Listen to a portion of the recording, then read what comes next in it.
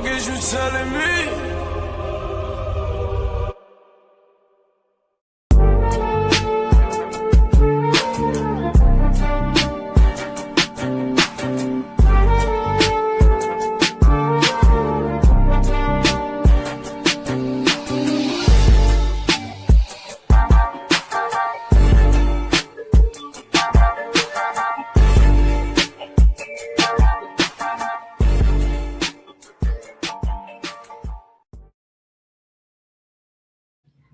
Yes, sir. Yes, sir. You were tuned in to Throw the Hook podcast, episode 29, man. It's your boy G5 Jeff TV, aka G5, aka 5, aka the Guru.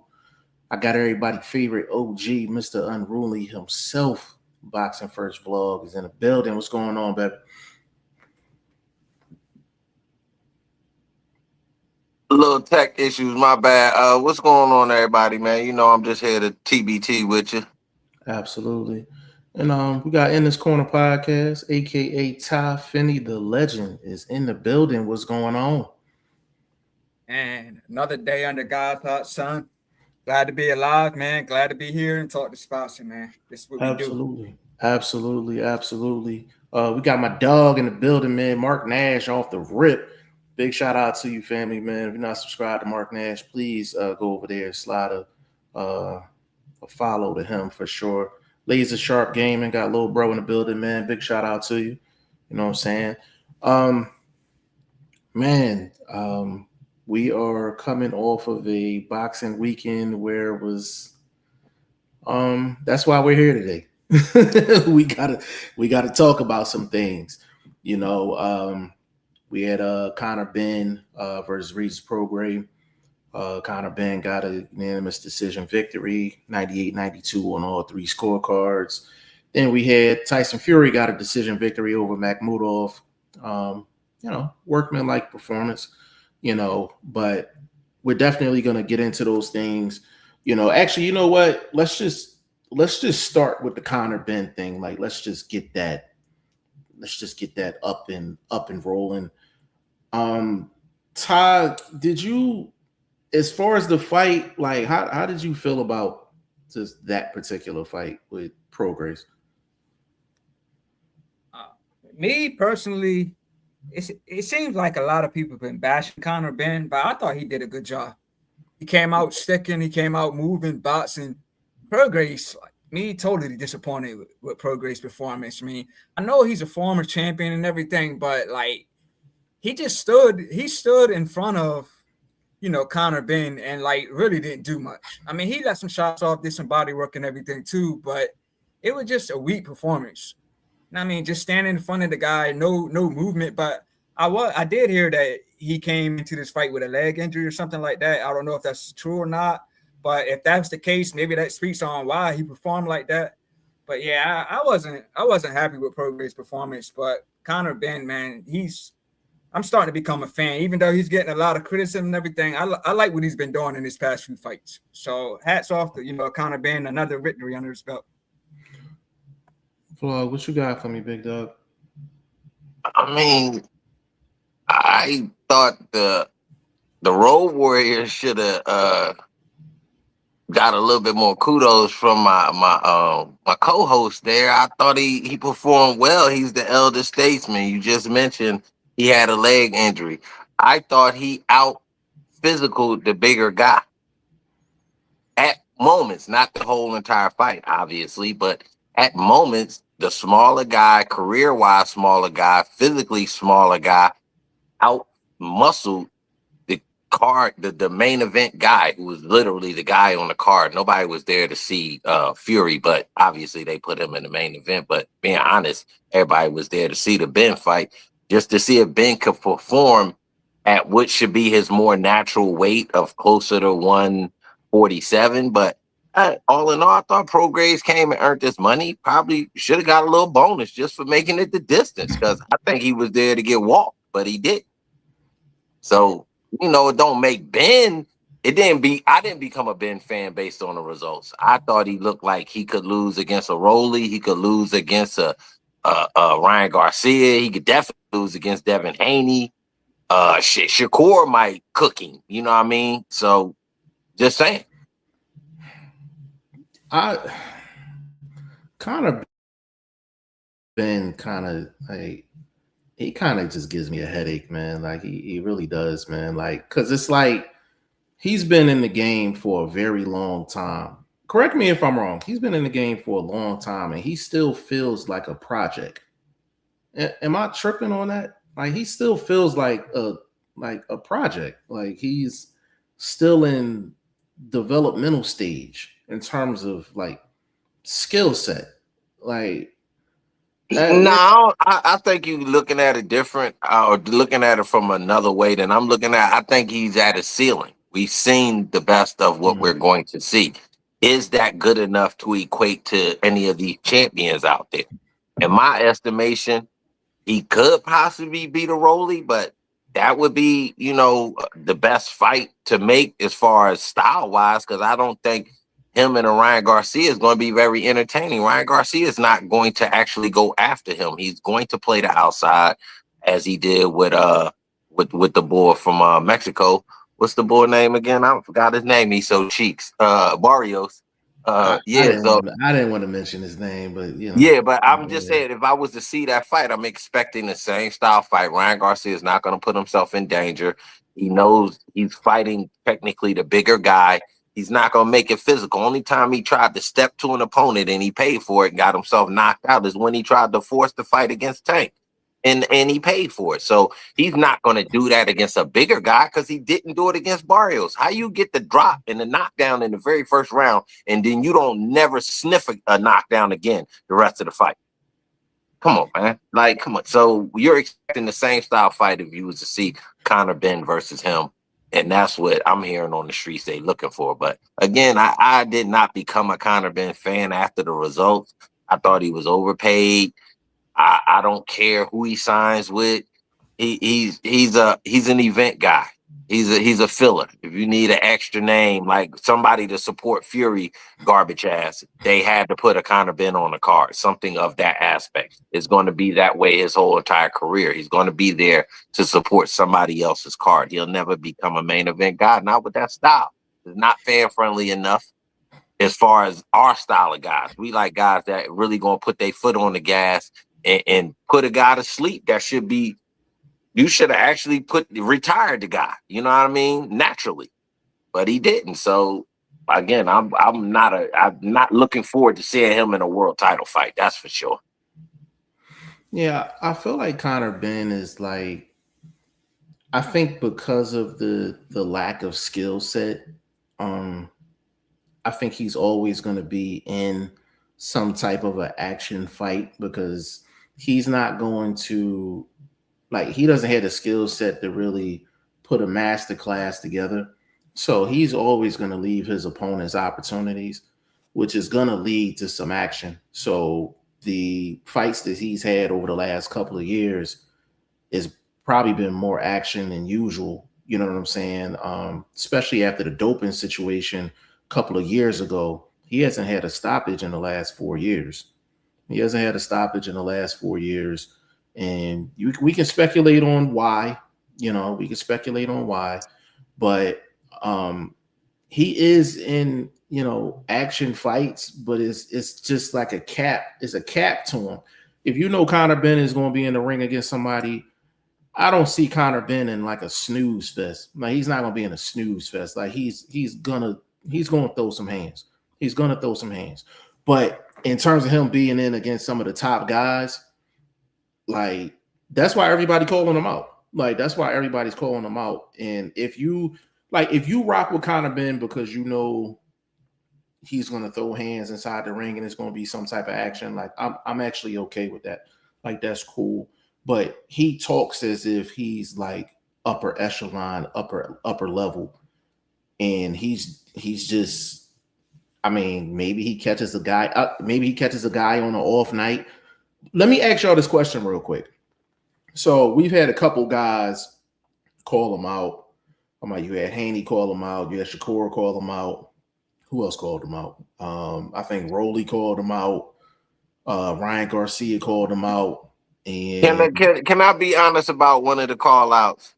Mm-hmm. It was a bit presumptuous of himself. And this is another guy that hasn't stopped anybody of significance, and Shakur Stevenson talking about if this guy goes 12 rounds with him, he'll be ashamed of himself. He should be ashamed of himself for even saying that. You know what I mean? Because you just had a guy really on, I mean, dead to rights for the stoppage in the 10th, 11th, and the 12th, and you never went after it. So to jump out the window and say you stop a bigger fighter, for surely a bigger fighter, than Teofimo Lopez, come on, bro. Let's take it easy now. You pound for pound type guy, but let's take it easy. Yeah, I think with Shakur's is like I said before, like I think he's comfortable with a 12 round decision. You know, I think he's comfortable at this point in his career, but you know, it is what it is though. We got Zelia in the building, man. Big shout out to you. Say, how are you? What's going on with you? I got my dog in here, man. Brian Kennedy Jr., man. Big shout out to you, little bro. You know what I'm saying? So I think with Conor Benn, let me just ask y'all this real quick. Can he pull an upset on any of the top names at 147? Any like top 10? I'll give you top 10. Can Conor Benn beat anybody in the top 10 at 47? I think so. Who you got? I think he could beat Rolly. His weight is corrected. They work more on conditioning and less on style and all of that nuances. Just working on conditioning and really getting sharp at 147 to go 12 rounds. He could probably beat Rolly because Rolly don't put out as much work as I would say Ben does. When Ben gets in his groove, he will try to outwork you, but it might not be the cleanest of work. It's not the prettiest of boxing, but he will try to outwork somebody like Rolly. Mm-hmm. I think it'll be a terrible fight with Ryan just based on the clash of styles. It'll be, in my estimation, Ben looking bad offensively for not being able to catch up to a guy that's running. And then, you know what I mean? He want to shoe shine and eventually throw some power here and there to make it look like he was going after Ben the whole fight. But I think he'd try to win it off the back foot the way he did against Barrios. You know what I mean? Ben is not the fastest puncher, so I don't know if he can throw a 3-4 punch combination and Ryan gonna be there to catch 2 out of the 3, to catch 3 out of the 4. Like, I don't think he's gonna fight that type of fight. So Devin Haney will get outboxed. He'll get counterpunched to death. Devin Haney is definitely somebody gonna box off the back foot and do it a lot better than I say Ryan Garcia will possibly be able to do it.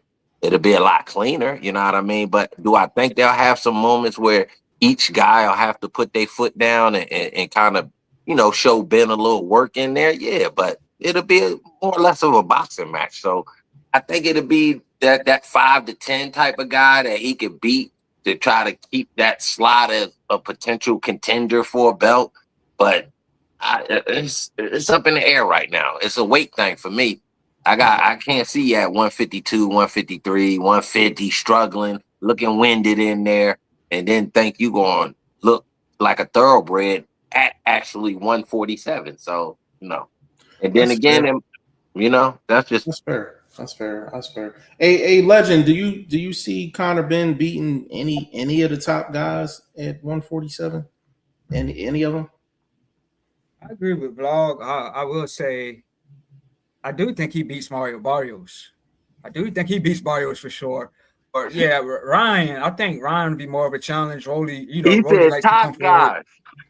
Yeah, but like definitely not Haney. I think Haney's too fast on his feet, you know, countering, jabbing. Yeah, Haney would be too quick for him. But I do think he would give Rolly a fight. Definitely, I think he definitely could take Barrios, but yeah, Rolly will be a good fight. But yeah, Devin's probably the one I'll say, yeah, he can't hold it with Devin Haney for sure. But I'd definitely like to see him in there with Rolly. I think that would be an interesting one. That's the second time y'all to mention Mario Barrios unprovoked. And I said to myself before the show started that I was not going to make any comments about Mario Barrios. I'm trying to be cool, but if y'all mention his name one more time, I don't know how much longer I can hold off on the Mario Barrios comment. But um, yeah, I think Conor Ben can beat Rolly. Um, I don't see him beating. I'm trying to think of the people at 147. Does he beat Karen Chikotson? Yeah, yeah. He beats Karen. The name beats Karen. The name in itself gets him 2 rounds on the cards automatically. So I think that in general, when you talking about fighting guys like that, now if a Stan Jonas was still around, that style questionable. I even like a Bataviev style against Conor Ben, just to say, okay, he's in with some guys that are naturally tough, not guys that are forcing the toughness.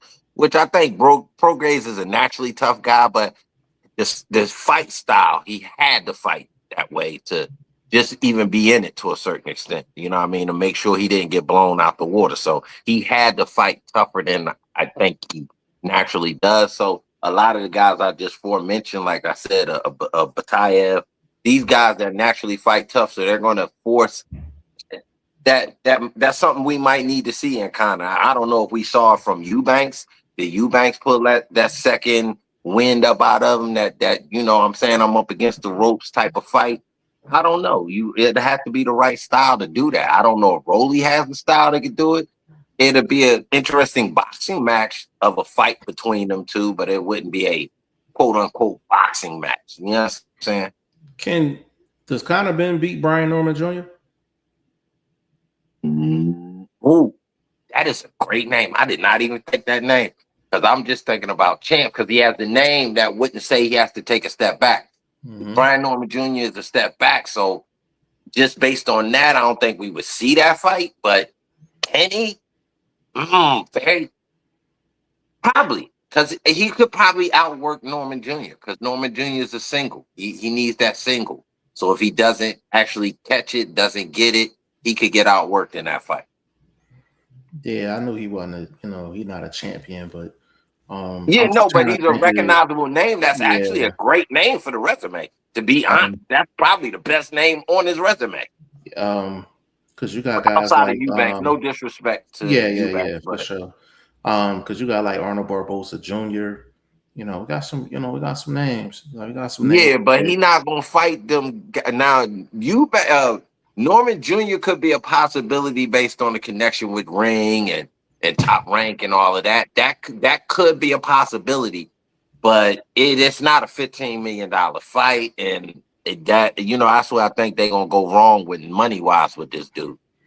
Yeah, it's gonna be interesting to see if the Conor Ben and Ryan Garcia fight happens, because like Conor Ben's a free agent. Like he's a legit free agent now.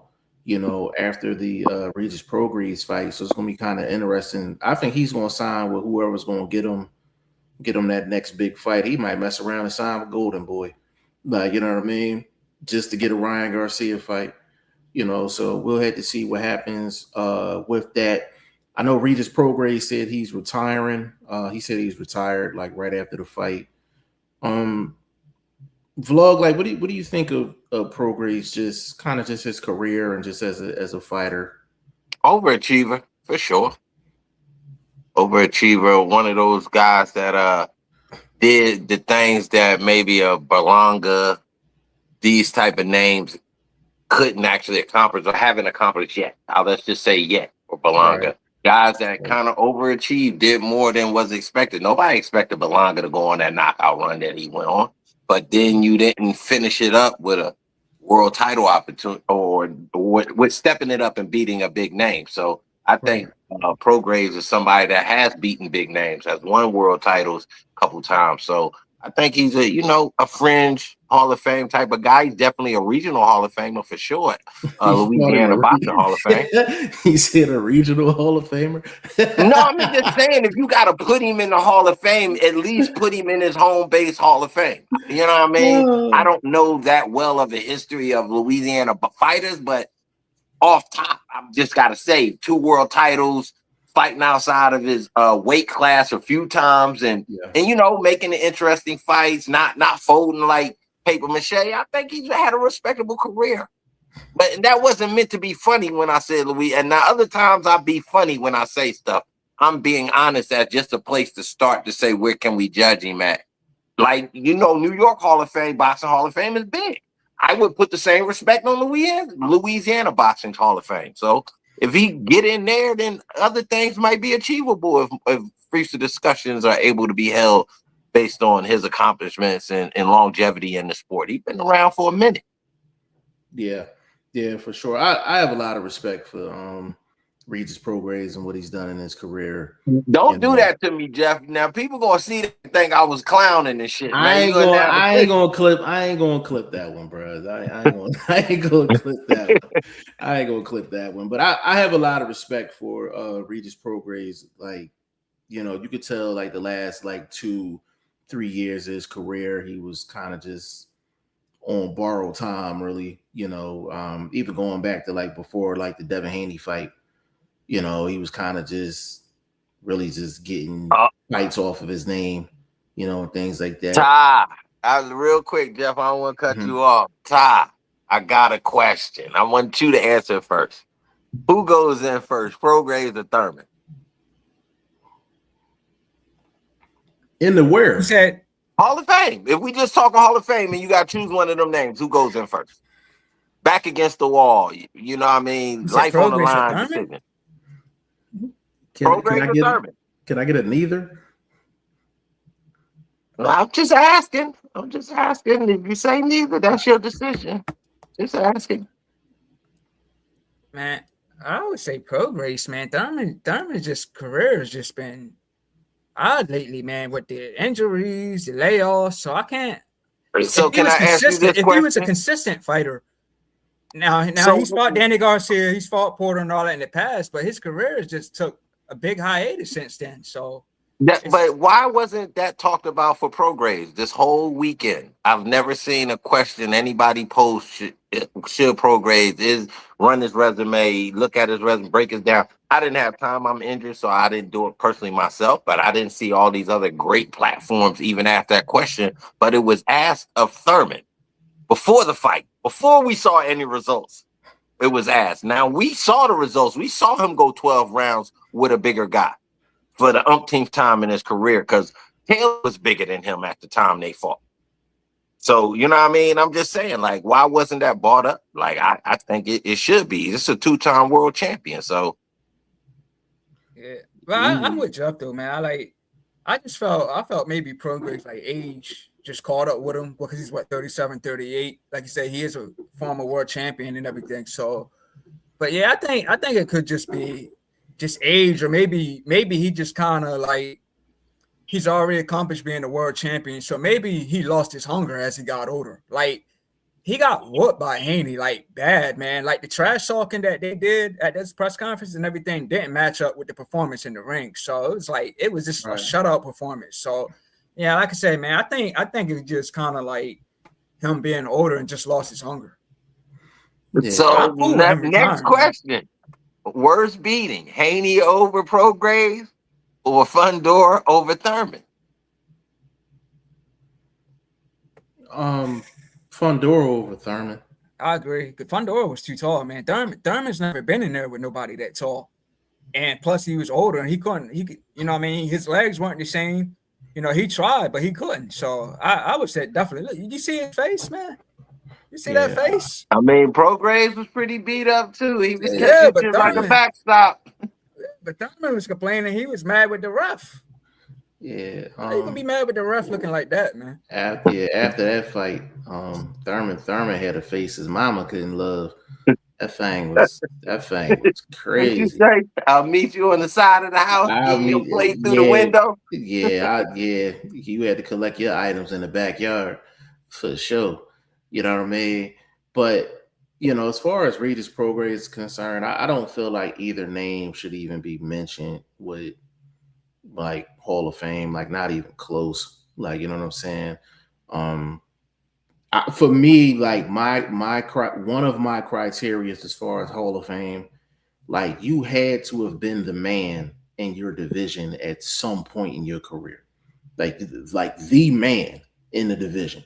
You know what I'm saying? So does overachieving not get you to the Hall of Fame? No, it doesn't. You're just an It doesn't. overachiever. You're just an overachiever. Because if you want to look at it that way, bro, Sean Porter would get in before either one of them. If you want I to really mean, look I at it. personally think Sean Porter could get in just on resume alone. I don't like any of them in the hall. Like I don't think any of them are Hall of Fame worthy. None of them. I don't think Okay. Thurman. I don't think Thurman is. I don't think Sean Porter is. I definitely don't think Regis Prograis is. His best victory is a draw. The Josh Taylor fight. That's his best I victory. thought he won that fight. I thought he won it too. That's why I said his best victory is a draw. Yeah. Yeah. You know what I'm saying? So I can't. He's nowhere. He's nowhere close. He's nowhere close. Yeah, Go ahead, Legend. I think I told you this off camera. I can't remember what fight it was, but I know he won a fight, and it was a guy saying Progress was out to eat with his family, and like nobody in the restaurant recognized him. So Yeah. it's like he wasn't. I mean, I know Louisiana is not a boxing state or whatever. Yeah. But still, like when you're a fighter and you're a world champion, you should be known. And they were saying he wasn't even known where he was at, and then he just won a big fight. So I don't remember what fight it was though. I forgot. I do remember that conversation that we had off camera though. But the thing with Prograis is that he's done a lot in terms of like where he's from, because you would think Louisiana would have a lot of fighters, because this is it's hard living out there in Louisiana. So you figure a lot of people would turn to boxing, but they don't really have a rich history in terms of like boxers coming out of Louisiana. So he's done a lot for the state, for the state of Louisiana for sure. And I definitely give him credit for that. And listen, and Regis Prograis has never gotten into the ring, and I felt like he was just like not putting in any effort. You understand what I'm saying? Like, so he definitely overachieved for sure, but he's nowhere near like a Hall of Fame type status, like for sure. Franklin said Moses Atama, a future champ. Yeah, I mean, it looks like it. It looks like it. I still think they need to move him carefully. You know what I'm saying? But he definitely has the skill set to be a champion. Franklin said Conor Benn would have got beat. He said about Jeffrey Dahmer. Oh man, that's crazy. Disrespectful. Yeah, laser sharp game and laughing. Franklin said a face like Rocky Dennis. Yeah, his Hey, Conor Benn face looked like worn boots. He got a face like work boots, nigga. Yo, Keith Thurman looked like Tommy Hearn. He looked like Martin at the Tommy Hearns got a hold of him. Oh, yeah. And the celebrity he was fighting for the CBC championship, the community boxing championship. You know what I'm saying? Like, Thurman was looking bad out here in these streets, man. But we gonna get off the Conor Benn thing, man. Let's keep this thing moving, man. We're gonna go to Tyson Fury. Got a unanimous decision victory over Makhmudov. And I guess Ty, I'm gonna start with you, man. Like, what did you feel about the Tyson Fury fight and his performance? I think Tyson Fury did okay. I mean, the man's been out for over a year or so. Mm-hmm. He showed his class was above, Makhmudov. Like Makhmudov, man, I was like disappointed with the dude, man. I know he's a tall guy. His record is nice, but it seemed like to me he was just throwing 1-2s and just clinching, trying to get Fury on the ropes. It seemed like that's what he was doing the whole time. And like Fury, to me, he had like 3 times where he could have really took advantage. Like Matt Muda kind of went over the rope and Fury kind of stepped on it at one point, but he didn't do it like the other times. So I was like, maybe he was just trying to get some rounds on, since he's been out for a long time. But I think Fury really had some moments in that fight where he could have stopped him. But he came out victorious, so happy for the man. I was more impressed with him calling out AJ rather than the fight. So I hope it. Yeah. So I'm definitely looking forward to that. But yeah, like I said, Matt Murdoch, man, I don't see him lasting long in the sport. He's already been stopped twice. I think he got far because his size, his height and all that. But to me, he's not really that great. And I think this was just to get Fury back in there after those 2 losses over you. So I think he just needed to kind of, get that feeling back, get back in the ring, get back in that win column and, set this thing up with AJ. But I mean, I wasn't 100% impressed with, with the fight, but I think Fury did his thing. But Matt Murdoch, man, terrible performance. Vlog, what you think of Tyson Fury's performance? It was workmanlike. It wasn't nothing spectacular. He didn't do nothing different. He obviously ain't got no power, so he just a big dude that can move a bit.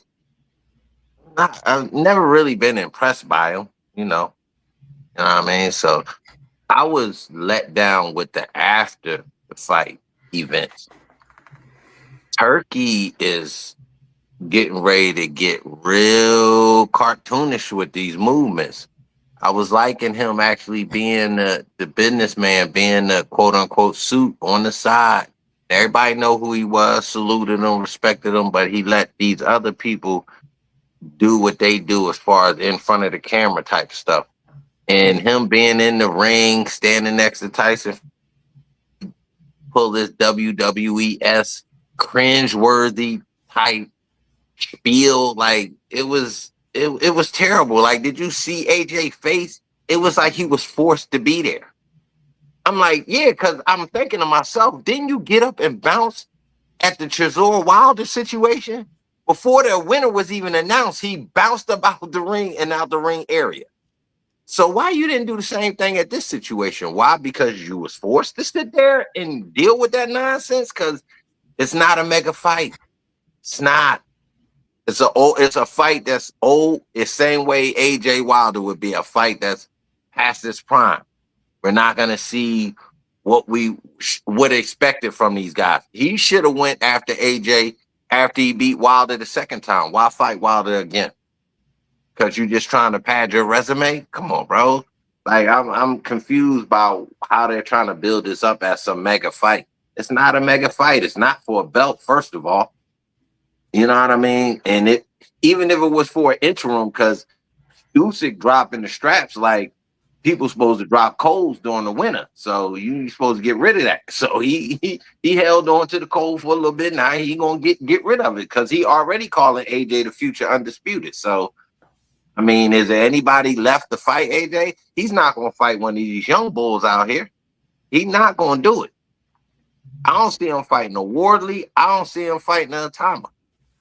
I don't know what the West is producing currently as far as any up-and-comers that could challenge some of these old heads going out the side door, but it's just, we need to have a wash of the heavyweight division, man. The Warley Dubois situation is kind of leading us into the next generation of whatever the heavyweight division will bring us. But the Fury AJ thing, it's not on my radar like that, man. Okay.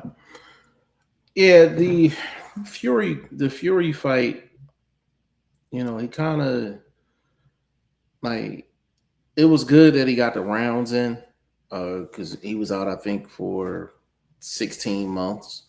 So, to get a good 12 rounds in with, Makhmudov, and I thought it was going to go. I wasn't predicting a knockout because Fury is just not. He's not smacking nothing around like that. You know what I'm saying? So he's not really known for his power. But for a guy being 6'7", 6'8", was he what 265, something like that. Like he does have a skill set of someone in a lower weight class. Like he moves better than a lot of these heavyweights. The side to side movement is better than a lot of heavyweights. Uh, Pretty good punch selection for his size. So he showed a little bit, showed a little bit of the tool bag in there. I mean, it went pretty much how I expected it to go. That whole card just went how I thought it was going to go. Like it really wasn't no suspense or anything like that with any of those fights, to be honest with you. But do you feel like Tyson Fury and AJ, is that the biggest fight to make it heavyweight? Is it the biggest fight in terms of name recognition? No bigger than AJ Wilder. But what significance would it do for the division? Yeah, I mean, I what would you think, say. Leslie? I mean, they announced this fight or supposed to happen a while back, like a couple of years ago now. They announced this fight was supposed to happen and never did. I can't remember what the reason was, Yeah. but I mean, I'm cool with it. I like it. Both guys been in there with Yusha twice. You know what I mean?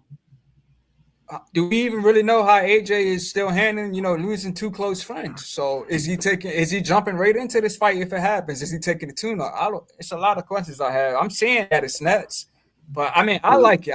I still think it's, they are still like those big names in the heavyweight divisions, two big guys. I like it. I'm cool with it. A legend, do you think, well, just to tell you, like, So if that's the case, then why wouldn't AJ get a tune-up fight? he Fury said just had his. he said Wilder's, they said Wilder's the tune-up. But we're not seeing Wilder AJ confirmed the way Ty just said he's seen Fury AJ confirmed. So it's interesting how they would work that out. Yeah, I think AJ would need a tune-up. To be perfectly honest with you, I definitely think you need a tune-up. But I mean, we've seen AJ in fights where, I mean, we're going back, but I mean, the Andy Ruiz fight was supposed to have been, obviously he wasn't supposed to fight him. He was supposed to fight Big Baby Miller, but Andy Ruiz was a late replacement, and you seen what happened with that. That set his career back at least a year and a half, because he had other plans. You know what I'm saying? So putting AJ in a tune-up in a heavyweight fight, you just never know. One tap on the chin and all the plans are done. So they may say, you know what, screw a tune-up. Like let's just get to it. I can see them doing that as well. But yeah, that's why I say the heavyweight division is kind of in a funky spot right now. Like, because you got the OGs in the game, you got Fury, you got AJ, you got. Answer me a question. Where does I know he coming off a devastating loss, but I think he actually got a couple victories after that. Big Baby Anderson fit because he's over there with Queensberry and them right now. So does he fit in his AJ picture anywhere? Does he fit in the Fury picture? He's ice cold in these boxing streets right now. He is ice cold. Ice cold. Who, Big Baby? Yeah, Big Baby Anderson. He's ice cold in these boxing streets. Oh, Anderson. Oh, I was thinking. Ain't nobody checking for Big Baby Anderson right now. You talking probably at least Big Baby Anderson got to put on at least 2 or 3 solid performances before you even mention his name. So no, what I'm asking, I'm asking for the fact that he could be fighting a couple of the outside type of guys that are still looking for their money fights, the Rackpos, because Rackpo and Yoka getting ready to fight. So did Big Baby get signed to go up against that next tier of heavyweights? You know what I mean? Because the work is over there. It's not over here. No, he went over there and signed. So I'm asking for that reason. Yeah, like because there are some other heavyweights, but the Agat Cabrils and these type of guys, but we don't.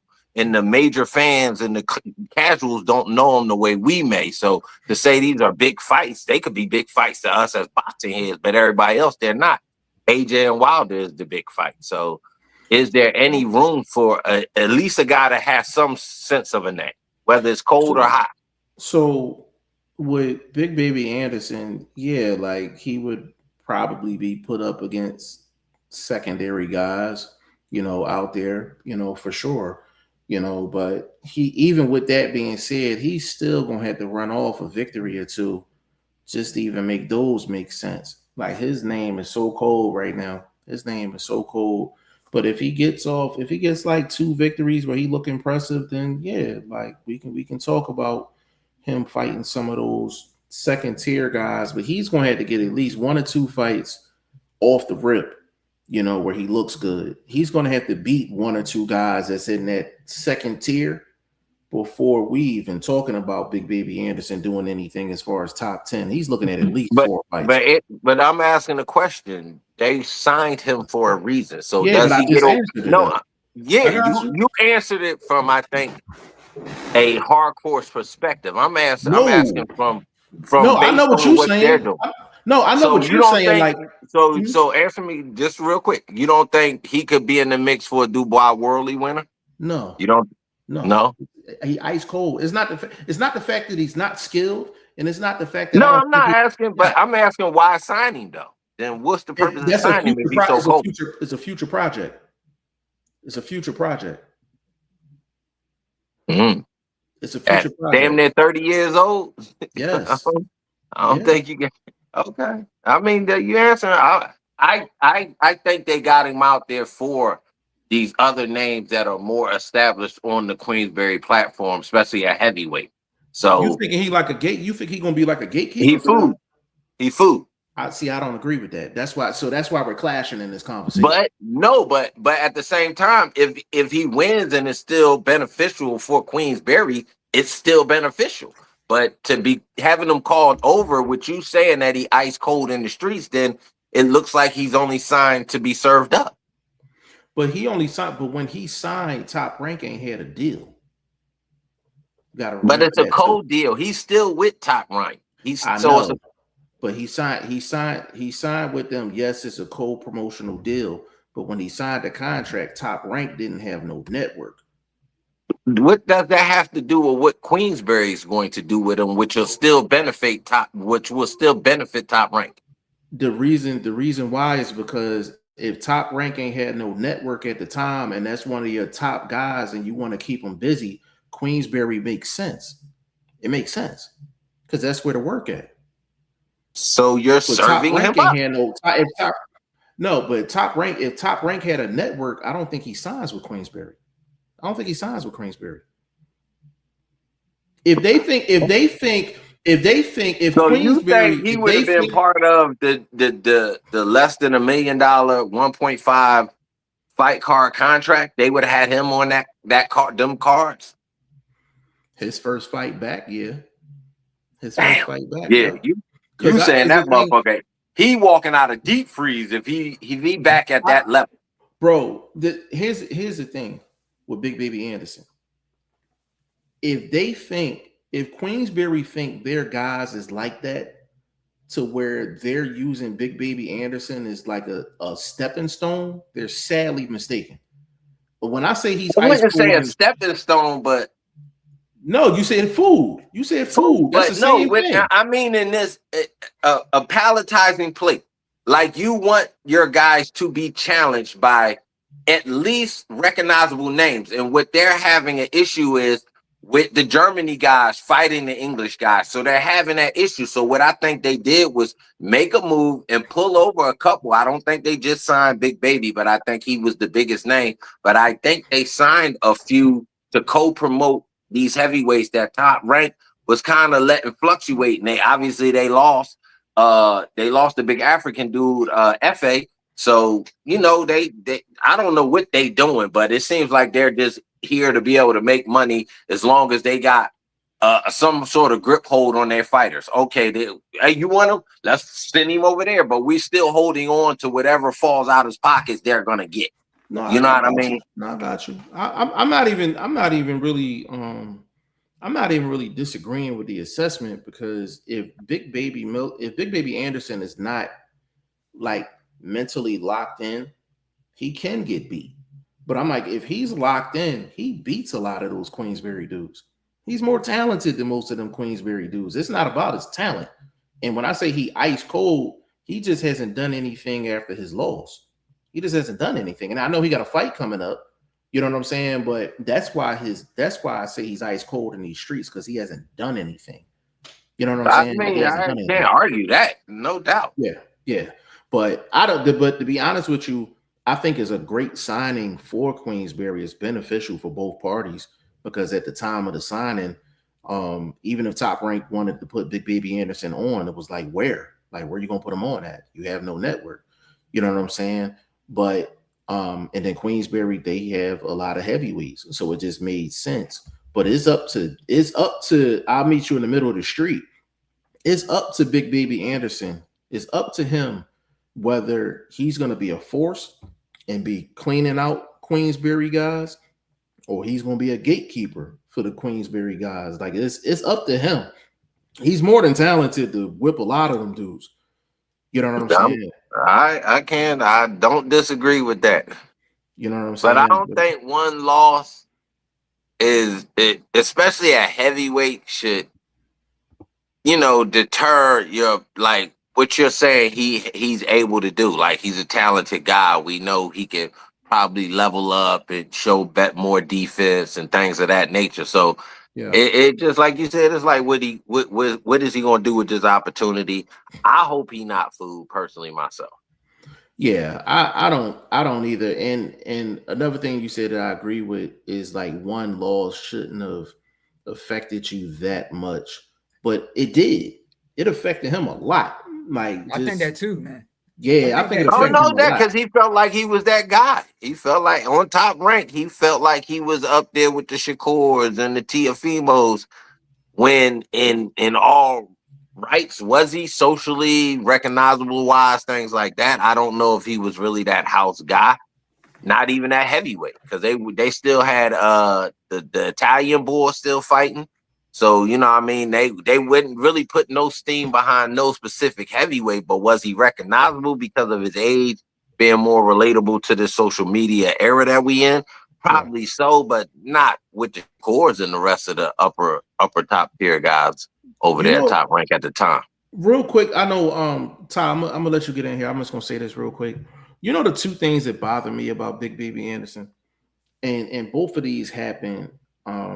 I want to say it happened prior to his loss, right? Do y'all remember the clip that he had with Roy Jones? I was gonna say that. I know you was gonna go with that.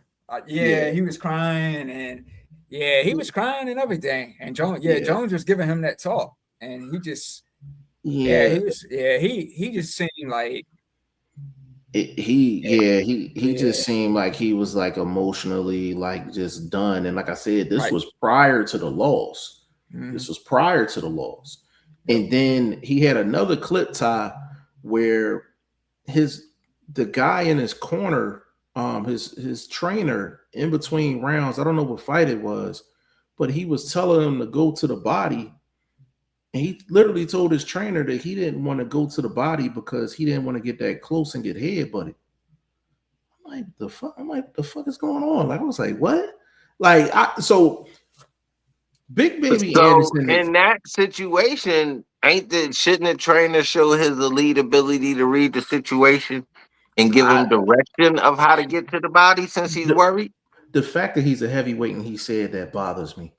That bothers me. I get it, but the trainer's not in there, so the trainer hasn't felt the opponent's head.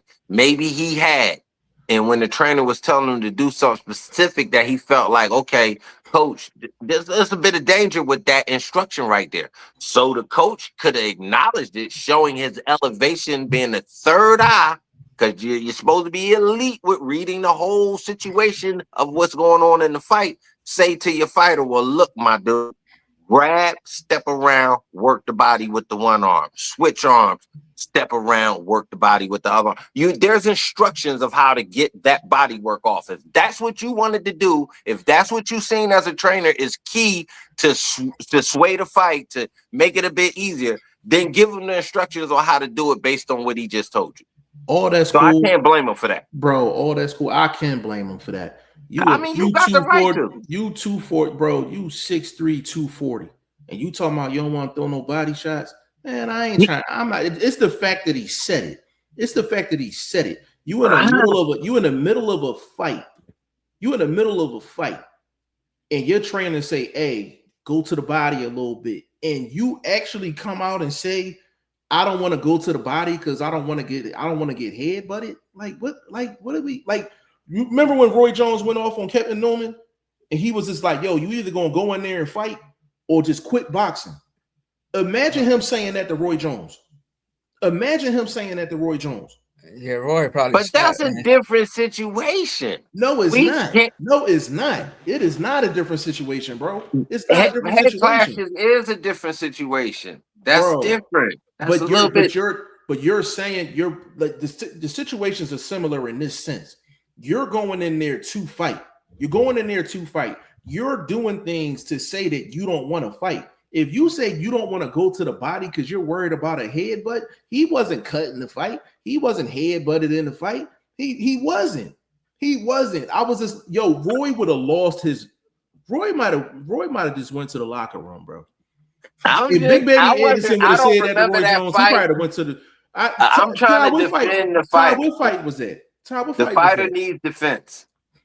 I've never heard that vlog. You've had aspirations of being a trainer, right? Am I correct? Yeah. Imagine one of your fighters saying that. And I know you, I feel like I know you pretty well. Like you're not going for that. I would have been, I would have been, my sternness would have been there, but the instructions would have been there also. It wouldn't have just been go to the body. Okay, he shot something at me. This is chess, not checkers, baby.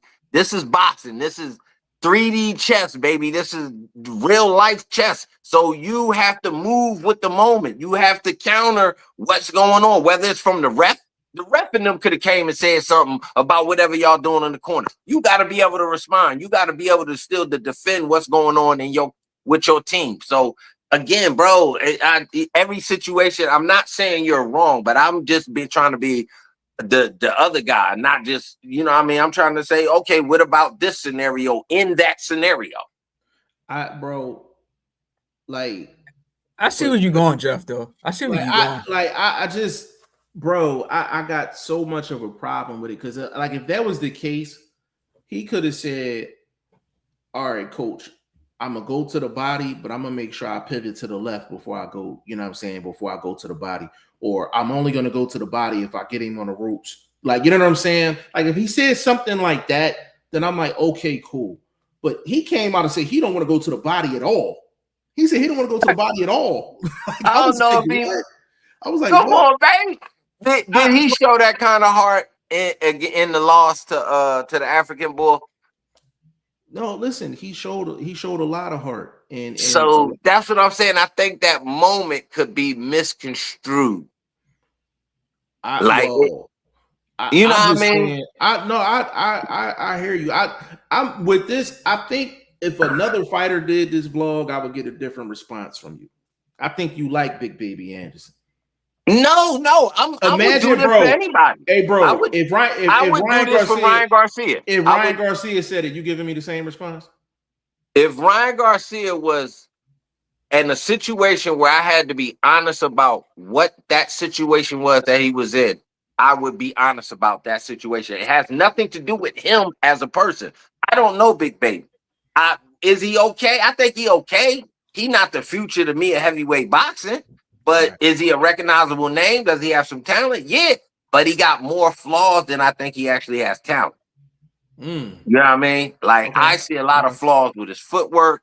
I see a lot of flaws with not being able to take something off of shots at times. It's like, bro, this is not the time to go for the KO. This is the time to keep finding the opening, switch, see what's different. Like, take your time, catch your wind. Like, I think he goes all out at the wrong time and doesn't get the KO. Then he looks sloppy for 2 or 3 rounds. He's not punching. So, yeah, it's a lot of flaws with the young man.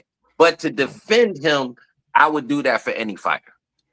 Yeah, I'm glad Roy Jones wasn't in the corner when but I'm gotta be honest about Roy Jones' situation, bro. That's the Tony Atlas moment. You're not working. listen, You literally are not working. but it's no like, bro, it's no top tier. I guarantee you, Roy Jones called Big Baby Anderson after that fight and probably told him never to say that again. I guarantee you. Guarantee you. I would not doubt it. It might not have definitely fit the moment, but like it's the heat of the moment. Maybe guys are not explaining the way they should have because he's still working on his catching his breath. I don't know. A vlog, but it goes back to my original point. Mental mind state. Jared Anderson does things and says things that make me question the mental. I got you. You understand what I'm saying? And that's what, and you know, the champions, it start here. It starts it's 85%. 85% for sure. Let me get in these comments real quick. Tomo in the building, he said AJ is far too technical for Fury. Yes, Fury's good, but AJ would walk rings around him. I don't know if I agree with that. No, look real quick. See, that's not going to work because Fury's not going to play the bull. Fury's going to want to play the matador. And that's where AJ's not at his best, is coming forward. You seen what happened when he thought he had Dubois in trouble. He threw an uppercut across the frame and got himself knocked out. So I'm just saying, bro, I don't know if we want to see Fury coming forward. So then that scenario will work for him, but that's not the type of fight we're going to see. Hey, Ty, you think AJ's more technically skilled than Fury? Nah.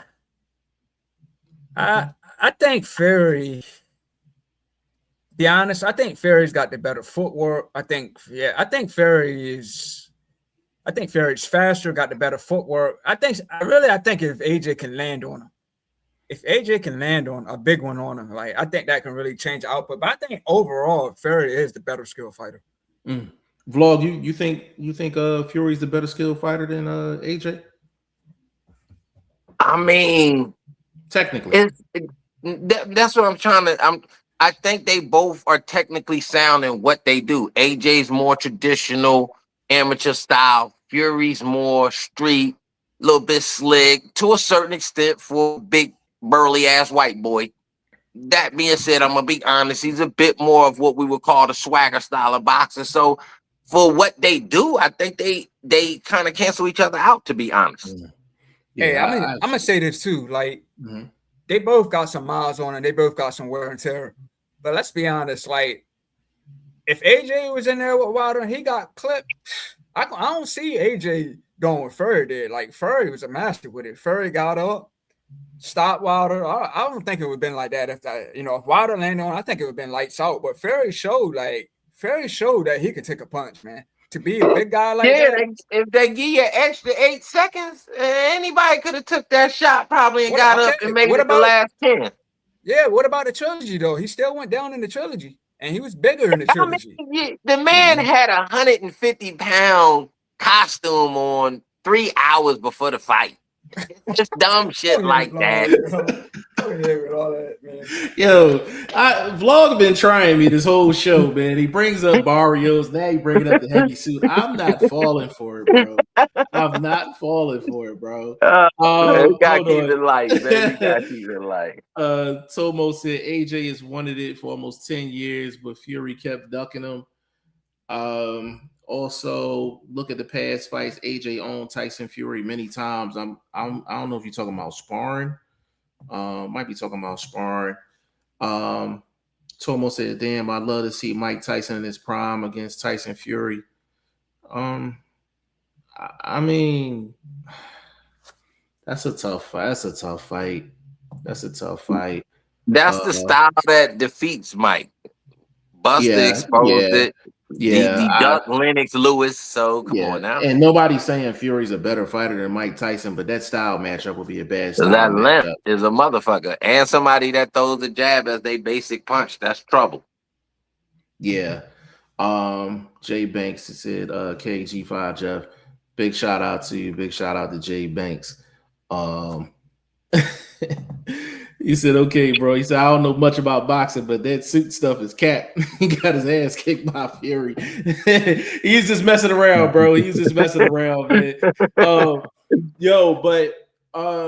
I think that Fury AJ is, I mean, despite all of the stuff that's going on, with the heavyweight division, like that's still like a top, like it's still like a top 3, 4 fight to What's me. bigger? You never answered that question. What's the bigger fight Between who?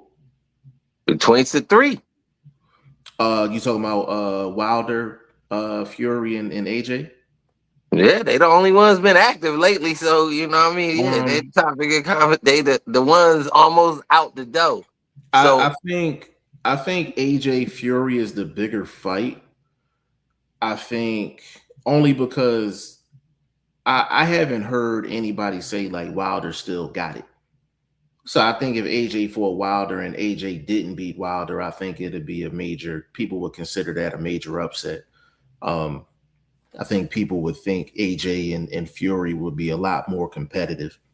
So I would say probably AJ Fury, and then probably AJ Wilder. Um, so And like yeah, at I this think point, I'm on got my crystal ball out. I see AJ Fury as a sloppy fight, you think as so? both attempt to play it beyond safe, which makes it a sloppy fight. The same way we saw from Wilder to Jordan. Playing I it don't safe, think. I don't think it's trying to gonna. stay too close, a lot of grabbing, a lot of falling, a lot of weight, a lot of sweat, a lot of greasy looking nastiness going on in that ring. I don't think it's gonna be that clean boxing savantness because as Ty said, you dealing with two elder statesmen. So how sharp is the fight really gonna be? I actually think it's gonna be. I actually think the fight gonna be pretty clean just off of these styles. I think with But AJ, is that the way to play it safe though? I don't think AJ will play it safe in that fight though. I don't think AJ will play it safe. I think AJ is going to come forward, and I think he's going to fight his fight. But I think it's a good So, style matchup because Tyson Fury is going to be able to fight his fight as well because he fights the best off of the back foot. Now it's but going to be he's a a real. smotherer. He likes to Oh, smother you. yeah, he So the likes to minute smother, but the thing is, AJ got one of the top jabs at heavyweight, so it's not going to be easy for him to smother. That's why I like the matchup because Tyson Fury, in order for him to be effective offensively against AJ, he's going to have to actually use his jab. And Fury actually has a pretty good power jab when he wants to use it. It's just, is he going to use it? He would have to use it against AJ. I think that fight going to be a lot cleaner than what you think. I think it's going to be a cleaner fight. I think it's going to be some good work that I actually agree. gets done in that fight. I think it's going to be some good work that gets done. Definitely. Even though they compared two elder to statesmen. compare, so you saying the good work compared to everything else we got to deal with? What There's else we gonna got to be deal more with? good work. What else we got to deal with? The sloppiness. I just Who's told you sloppiness about though? Who's sloppiness? the way Fury fights, the way AJ fights when he gets tired and he's not precise on his game, and we've seen him fight sloppy in Ruiz fight, which got him clipped. We've seen him not Well, fight his best. And but again, we talking about two dudes plus close to 40, closer to 40 than they are to 35. So but are, AJ has gotten in trouble when he trying to go in for the kill.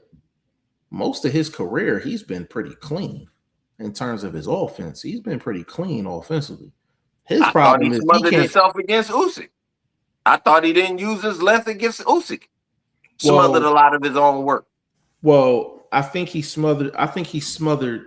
I think he smothered some of his work because Usyk was smothering the work. Because AJ was trying to come in with the jab, and Usyk was either getting out of the way, circling out, or he was stepping in and actually smothering the work, which is what you're That supposed to do. and that's exactly what I'm estimating that Fury would do, but do it not coming towards, doing it, allowing AJ to come towards, get it, possibly shoot a double jab. Fury with his lean back game. Soon as AJ looks like he about to load up, here's Fury grabbing the head, pulling him in, reaching for the arm. All of that sort of muckety type of fighting. That's to me, I would think we're going to see more of than we'll actually see clean shots, set up shot. Like Well, if and I'll say this as well. Fury was doing a lot of that against Usyk because he's just the bigger guy. Like he's the he's bigger guy. taller than AJ too. has the Yeah, leverage but against AJ is. AJ also. I don't agree with that because you just looking at it. You looking at height. AJ 250. He 250, 255 strong. He's not Okay, gonna be able to just go in there so and just you muddy the waters. now then you just fell into my trap. So even more, why wouldn't he try to smother AJ outside and let him get close and just rope a dope, sort of rope a dope? Because he I don't. has to. That's not Because Fury's he style. has to get. Yeah, but he has to get by a top 5 jab in a division. When is the last time he's had to go through that? Usyk Who? doesn't have a top 5 jab. AJ's got a top 5 jab at heavyweight right now. Top 5 jab. The guys that you're talking about in terms of Fury smothering, they didn't have jabs. Usyk doesn't. Usyk All has a right. great So overall all game. right. So answer me a question. Mhm.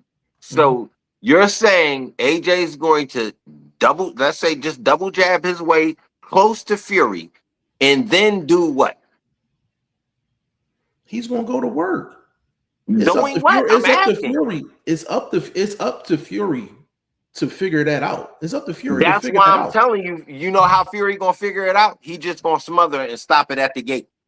I understand that. I understand what you're saying, but you're dealing with a guy that's 6'5", 250. You're only gonna be able to do that, but so much in a fight. These dudes like Wilder. Wilder was what two? What was one of them fights? Ty. He was what like 230, 235. He put on some pounds. Yeah, like But the second or them, third. The yeah, them third fight, other he fight, definitely them came in other bigger. fights, bro. He's 215, bro. 220. He can muddy that all day. Even with Usyk is what 210, 215. He can muddy that all day. AJ You, 6'5", 250. He's not muddying that the whole fight, bro. I'm not saying he's not gonna do it. He's not gonna be able to do it that often. Like AJ's a strong ass dude. so He's not you gonna be able to sound do that like you all got night. AJ stopping him. I'm not saying he's gonna. I'm not. I think AJ wins the fight. I think Mm. AJ wins the fight. If it happens over there, he doesn't win. If he don't get a knockout Over where? in Wembley Stadium where they were screaming for it to happen at. They're both like they're both from the UK. I know that, but Yeah. on the scorecards, on the fan base, I'm leaning to say Fury would have a slight edge on the scorecards, around round and a half minimum. Nah, not So on AJ, AJ. Hell no. Hell no. Hell okay, no. He's the okay, actually Tyson Fury's the B side. He the B side. He the B side, bro. okay, He okay. it's an interesting fight simply because I know what AJ is going to do offensively. I know what he's going to do offensively.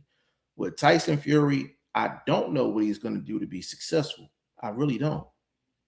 I don't. I know he's going to have some success because he's a skilled fighter, but I don't know what his game plan is going to be exactly. He's so used to fighting off the back foot. Now, if he steps forward and he gets on his front foot, he meet AJ in the middle of the ring, then we got something. But he still got to get past that jab. He still got to get past that jab, and Fury hasn't had to get past a solid jab in a long time. Long time. If AJ jab is on point, he got a pretty good chance of winning that fight. He got a pretty good chance of winning that fight. Hey, but you guarding AJ jab to a stationary target. I don't think Yeah, he's Fury. not. Yeah, Fury's not a Fury, secondary target. yeah, He's not. yeah. So the jab is to me will lead to not being able to be effective with the second punch. Fury tying that up. Fury doing the rabbit punching, the short uppercuts inside. That sort of gritty fighting that scores well for that fan base. That's why I'm, in my estimation, I don't think it'll be a clean fight. It'll be one of those gritty type of muddy type of fights that I think Fury will edge out on the cards If because Fury, they don't fight that fight. if Fury wins, I feel like that's his best route to victory. That's his best route to victory.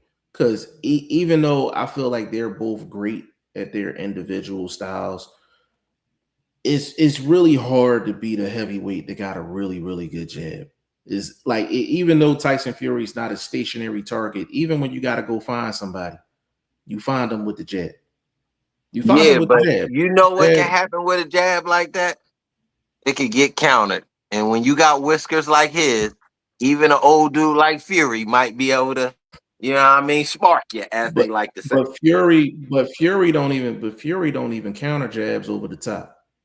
He don't even counter off the top, over the top of But jabs. you, He really don't. but as you said earlier, has he dealt with a jab that he has to incorporate a counter like that? That's the question. That's what makes the fight so interesting.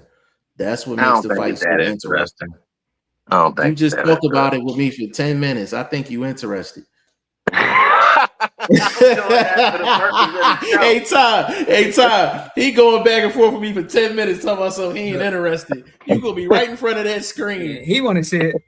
Yeah, you want to see it. You pump faking like a bug. That is funny, bro. That is funny. Like one more thing before we get up out of here. As far as I and Vlog and I are gonna do a video on this probably closer to the fight, but of course we got Boots Ennis and we got Xander Zayas June 27th at the Barclays Center. And I'm not gonna mention any names, right? I will when we do the video. I will when we do the video. There's a lot of boxing YouTube media people that are kind of they're anti-Boots, but I haven't heard any of them say that they're actually betting on Zayas. Like there is a lot of hedging bets around here. Like it was, Boots don't have a resume, Boots can't get the big fight, Eddie Hearn's not gonna get him the big fight. And now I'm hearing from those same people, and it's about five of them, about 5 or 6. This is what I'm hearing, bro. Check this out. I like Boots, but and they leaving that back door cracked. You know what I'm saying? They leaving that back door cracked. You know what I'm saying? But I'm like, if you've been consistently talking about Boots and you're saying Boots don't have a resume, Boots don't have this, Boots don't have that, I fully expect for y'all to be betting on Xander Zayas.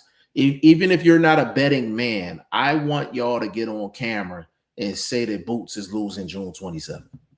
And I have not heard that one time. I haven't heard a non-Puerto Rican actually say that Boots is going to lose on June 27th. Now, I don't know. I know both of y'all got your ear to the boxing streets. Have y'all heard a non-Puerto Rican say that Xander Zayas is going to win that fight June 27th? Not so far, but these comment sections will be lit, and it might be a couple sneaky boot licking trustees slip their way in, put their Puerto Rican flag next to their black ass face. So it might happen. You never know. Do we have some early odds on Boots and Zayas, or it's too early?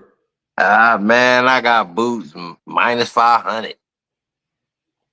Is that what it is, legit or no? I don't know what it. I haven't went out that far. I stopped in May because it kind of got slow. I did a rundown for the rest of April.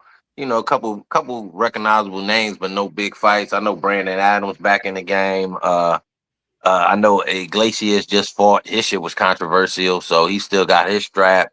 So I mean, it's kind of a slow month. You know what I mean? So I ain't really get too far ahead as far as the numbers, but I do have some numbers. What you got? I do have some numbers. According to Google, as of right now, Jaron Ennis is a minus 164 favorite. Oh, they want a lot of money on the fight. That's what it is. That's why when it's low like that, they want mad money on it. Xander Zayas is a 3-1 dog, plus 480. God damn. So you know what they want? They want people betting on Xander. That's by FanDuel, by the way. Can I say this real quick, bro? Ugly. Can I say this real quick? And Ty, like Vlog and I will dibble and dabble into some betting situations. If Boots is at minus 164, when I say I'm gonna put an enormous bag on Boots, I'm thinking Boots is gonna be like minus like 300. He's in Yeah, the I was thinking ones. -5. He like him to be only minus 164, and to be honest with you, it might go down before fight. Ty, the amount of money I'm gonna put on Boots, bro, like it's gonna be Christmas early. It's gonna be Christmas Yeah, early for me. It's gonna yeah, be I might Christmas have to really early. flip a mortgage payment real quick. I I, can't I'm, even I'm, tell I'm, you. I'm just gonna, I'm. you know what, bro? I'm gonna literally, I'm gonna show the ticket. Like I'm actually gonna go to the casino, Ty, and I'm actually gonna put this money on Boots. Like, and I'm gonna show the ticket. Like, I'm literally gonna show the ticket. You know what I'm Yeah, saying? Like, yeah, literally gonna show the ticket. Like, you know how people used to bet on Floyd and they would bet this astronomical amount of money, but they knew the money was gonna come right back. Like, yeah. This this that is one of them situation. situations. This is one of them situations. Like, I'm like, I don't see a scenario where Zayas wins the fight. And that's with all due respect to Xander I'm betting Zayas. on the stoppage. That's what I'm going for. I got that. I got that too. Yeah, I'm going. It's got The to be. fight to go to distance is minus 164. I'm sorry. The fight to not go to distance is minus 164. The fight to go to distance is plus 128. And then it's by KO, TKO, or DQ is minus 135. Yeah, that's the best. That's the best value right there. You know I what I mean? That's all. It listen. ain't quite a double up, but the vig ain't too bad. 30 cents I ain't too bad. listen. I gotta figure out if I gotta jump on this line now or I'm gonna wait, because I don't know if the number is gonna go up. Yeah, people gonna start putting money on Xander because and then it's gonna go down, and Boots is gonna go up slightly. So Boots probably end up. I would say if he at 160, he gonna probably end up closer to 190, minus 190. And At by fight day, 164, bro. yeah, he gonna be. Yeah, it's gonna go up. Shit, it might even I, touch minus 200 because bro, everybody and their mama gonna be putting money on Boots. I gotta figure out how much. I might put up a couple Us, racks, bro. I might put up yeah, a a couple stack racks. will bring you back something cool. I'm about to I gotta pull up the odds calculator. Or 1,500 bring you back something cool. Yeah. 15 bring you back a stack, damn near. Hold on. I gotta what American odds, what was that? Minus, I think it was minus 164. Yeah, I'm about to figure this out right now. Let me see how much a rack could get. Continue.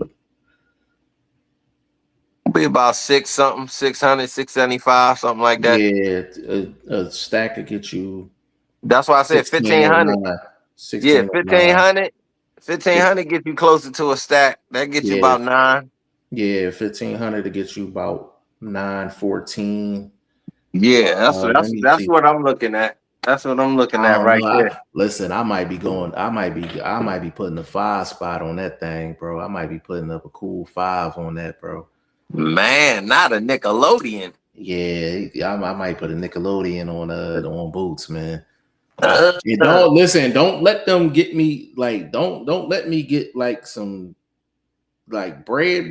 I will put a dime. I will put a dime on that. I will oh put a man. dime on that for Oh sure. man. I'll play that shit like a roulette table. Nigga. Yeah, Boost by KO, boost by TKO, I'm betting all that, bro. Because boost by basically, decision. you getting 6 on every 10. You getting 6 on every 10. Yeah, You that's know why what I I'm said the saying? best way to do it though is to do it by, you know what I'm saying, a unit and a half to be able to like at least bring some value back on the bet itself. Yeah, and listen, I know I kind of went on a little bit of a tangent, but Yeah, it's like I said, like we're gonna get into specifics and specific people, but I'm like, you can't be talking all this nonsense about Boots and then you're not betting Zayas. At that value? I don't understand. At that value, like, are you serious? Because I'm like, if you honestly believe that Boots is going to lose the fight, yo, you could be hood rich. You could be hood rich. You know what I'm saying? You could be hood rich. He's plus 480. You could be hood rich. Just if you that confident, and don't put no 2-piece with the fries money on it. Say it with your chest. You know what I'm saying? Say it with your chest. You know what I'm saying? Don't be like I bet on Zayas and you bet a nickel. You bet $5. Come on now. Yeah. Come on now. You've been doing $1,000 worth of trash talk. Put that same money up on Zayas. Y'all gonna be calling me to borrow something. Facts. Straight up. And we gonna close it out just like that. Hour 20 minutes strong. You know what I'm saying? Ty Finney, the legend, man. Appreciate you being on here as always, bro, man. Giving you social media, let them know what you got going on, bro. Yeah, man. I'm on Facebook, Ty Finney, IG, the Legend 3347, man. I'm reaching out for some interviews, so I'm hoping I'll get a response. So just be on the lookout for that, man. And other than that, man, I'm always here to talk boxing, man. Always. Big shout out to Ty Finney, the legend, in this corner boxing podcast. Mr. Unruly himself, everybody favorite OG, boxing first vlog, man. Give him the social media, let them know what you got going on. Man, you know where I'm at on YouTube. You see it on your screen, and I'm always talking that PBT, that blunt truth. You dig? Anyway, I'm on Threads. I'm always in the comment section, roasting, toasting, you know what I mean, flambosting these cats. You know, wordplay is very, very high level over here. So, you know, logic is the key, you dig? So anyway, man, check me out on them platforms, Instagram, YouTube, and Threads, man. And I'll be back posting this week, man. Have some personal business to handle, but I'm still in these streets, as you can see, holding it down with the boys on the platform, on the podcast. So check me out on the channel, back posting this week. Threads, Boxer First Vlog, use the #1. Instagram, use the #1, Boxer First Vlog. Absolutely, man. Absolutely, man. Appreciate you as always, man. I'm all over the place, man. Everything G5 Jeff TV. And one more message before we roll up out of here. I had a video on TikTok talking about the referee in the Wilder and Chisora fight. And I got serious backlash for not explaining why the referee was so bad. Just to let y'all know, if you didn't watch the fight, then the video wasn't for you. If I got to sit and explain what a referee did in a 30-second video, you still would have to watch the fight anyway to understand what I'm saying. Bottom line is, if you're going to be in a boxing video commenting on it, watch the fight first before you make a comment. Hey, Ty Finney, that joint is at 168,000. 30-second video, 168,000. And I got people, I had people in there, right? I had this guy, he told me, he said, yo, you got 160,000 views on it, and you only got like 3,000 likes. He said that's less than 2%. So he was like, that shows that your video sucks. So something just told me to go on his profile. Vlog, this dude had 44 followers. I'm like, bro, I said, you suck. I said, you suck. I said, you need to check your analytics. Stop dividing mine up. You suck. Hey, he reached out to 44 family members. He reached out to, yeah, man. They had a family reunion, man. He got a bunch of cousins and all that, man. Got him to grabbing phones. Yeah, man. Yeah, you got a picture of a cartoon character on your joint with 44 followers, and you talk about my analytics. I was like, man, if you don't get the hell up out of here, man, it's crazy. And they said my videos aren't long enough. I'm like, y'all got the attention span of like 30 seconds. I gotta keep it 30 seconds to a minute. Say your piece and get up out of there. Yeah, if I drop a video that's 10 minutes, 15 minutes long, y'all not gonna watch it because y'all attention spans is not that high. Like especially for the casuals. Especially for the casuals. And all of them that was in the comment section are casuals, because I'm like, if you were hardcore and you watched Wilder versus Chisora. You watched it. You understand what I'm saying? So, even when you do interviews, they're not going to listen to a 45-minute interview in its entirety. Like, you literally got to chop it up in food and spoon feed them. Facts. Because their attention span is so small. You know what I'm saying? Like, but it just that video, the reason I mentioned that video is because it made me realize how many casuals you actually have out here. It's a lot of casuals out here that need to be, it's a lot of work that need to be done, you know, as far as just boxing fans and just their knowledge of the game and things like that. Like, yeah, 168,000, bro. Like, it might be at 170 right now. 170,000 people. And the majority of them in the comment section was like, oh, this video is about nothing. You didn't explain why. I'm like, you didn't watch the fight.